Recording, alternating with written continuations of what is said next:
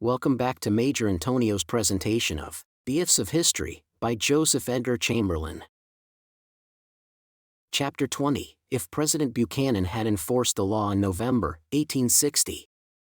Speaking of the lighting of the fires of civil war in this country in the years 1860 and 1861, Charles Francis Adams said, in 1873, "One single hour of the will displayed by General Jackson would have stifled the fire in its cradle."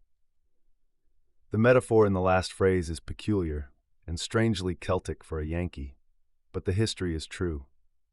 Montgomery Blair expressed the idea with greater plainness and vividness in that same year, 1873, in these words, "If we could have held Fort Sumter, there never would have been a drop of blood shed." Both these remarks were made by men who had been in some sense actors in the events to which they referred, and made after years of reflection upon the circumstances. It does not seem to Americans of the present generation that there was ever a moment, after the election of Abraham Lincoln, when the Civil War could have been averted. It appears, in retrospect, to have been absolutely inevitable. Yet there was certainly one moment when, if President Buchanan had had the courage to apply the general views which he himself advanced in his annual message to Congress of December 3, 1860, and his special message of January 8, 1861, which explicitly denied the right of secession, a halt might have been called to the growing rebellion. The secession movement was at first concentrated in the state of South Carolina. That state, all through the winter of 1860 to 1861, was presenting to the rest of the South an object lesson of successful nullification. In 1833, South Carolina had ordained nullification, but its ordinance was so instantly and heavily repressed by President Andrew Jackson that the state was absolutely unable to carry it out or to move hand or foot. But now, in 1860, it did not merely ordain nullification, it enacted it. Every federal judge, every judicial servant, and nearly every federal official in South Carolina resigned, and the nation was left without an agent to enforce its laws, for no new ones were sent in. The United States authority in the state was at an end, save for the Custom House at Charleston and Fort Moultrie in Charleston Harbor. As long as South Carolina was let alone, her case plainly said to all the other slave states, "You see, we can withdraw from the Union. We have withdrawn from the Union, and the Union takes no step to keep us in. You can do the same thing." At this time, North Carolina and Virginia were opposed to secession. Governor Sam Houston of Texas stood like a rock against it. Kentucky, Maryland, Missouri never seceded. Other states were wavering. A great deal depended on the degree of success which South Carolina, the leader in the revolt, might have, and it was Buchanan who permitted South Carolina's success to become apparently complete. Though in the message to which I have referred, the President declared that secession was wholly inconsistent with the Constitution, that no human power could absolve him, the President, from his duty to enforce the laws, and that the danger of national disruption was upon the country.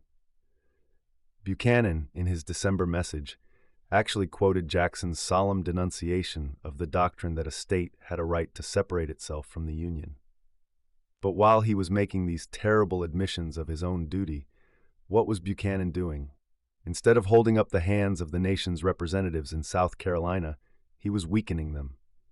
Instead of strengthening the federal garrison in Charleston Harbor, he permitted it to dwindle until it was powerless to take a single step.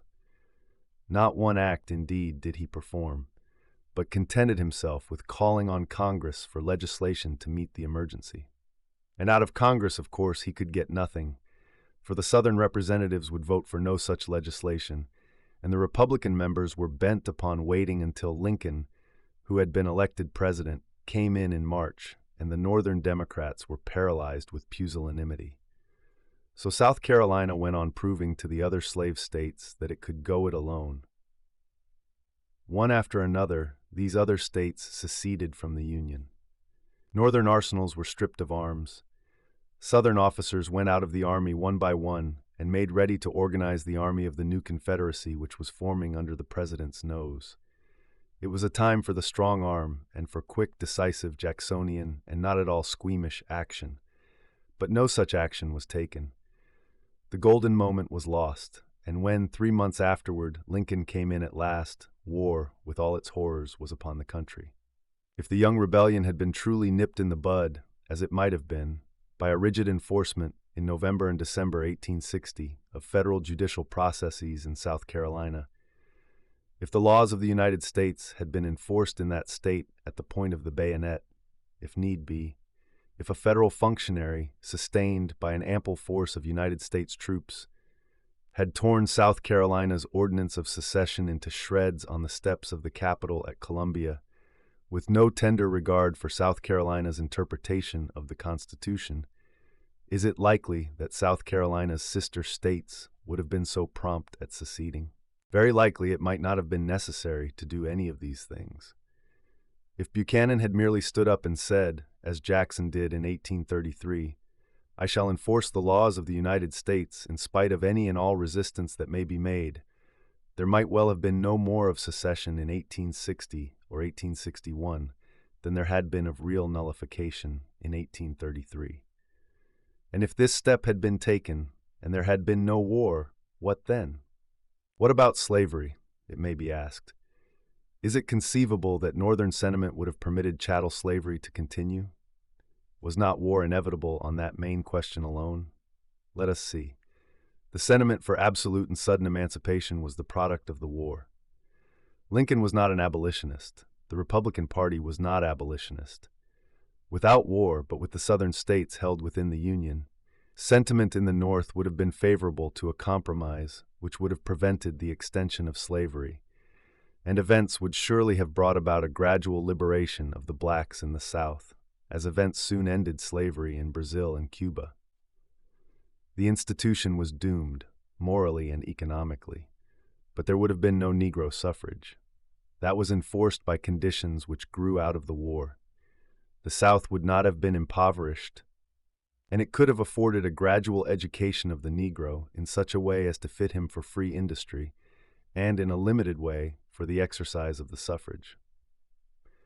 There would have been no disturbing reversal of the position of the two races, to be followed by a violent restoration of white supremacy and an accompanying development of inveterate hostility between whites and blacks. The sections would not have drifted apart in industrial conditions and social constitution as they did under the influence of the war. We should not have had, perhaps, a money-mad North to counterbalance a ruined, desolated, disheartened South. And where, at Antietam, at Gettysburg, at Fredericksburg, at Chattanooga, and on many humbler fields, the flags wave over the even ranks of myriads of soldier graves, the mockingbirds would sing in thickets which the bullet's hiss and the shriek of the shell had never profaned, while their teeming populations of dead men would either be alive today or entombed among their loved ones after lives of peaceful usefulness. This concludes today's reading of the Ifs of History by Joseph Edgar Chamberlin. Join us also next Sunday for the subsequent part. Subscribe to Major Intonio's channel. Thank you for listening, and so long.